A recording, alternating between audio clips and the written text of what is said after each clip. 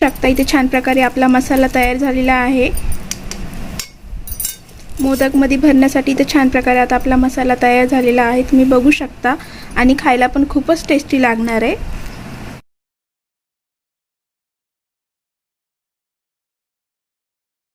तर मित्रांनो, मी इथे 1.5 वाटी मैदा घेतला होता, त्याच्यामध्ये थोडंसं साजूक तूप टाकलेलं होतं आणि थोडंसं मीठ टाकलं आहे आणि हे छान प्रकारे मी मळून घेतलेलं आहे, तुम्ही बघू शकता। याला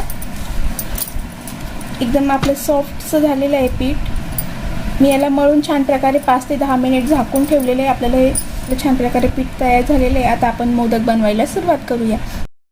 मित्रांनो, मी आता त्या पिठाचे असे छोटे छोटे गोळे करून घेतलेले आहे, तुम्ही बघू शकता। आता मी हे लाटून घेते।